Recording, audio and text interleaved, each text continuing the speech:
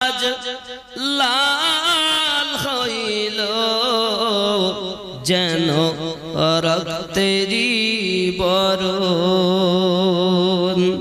ইমাম হুসাইন শহীদ হলে নানাজি উম্মতের কারণ।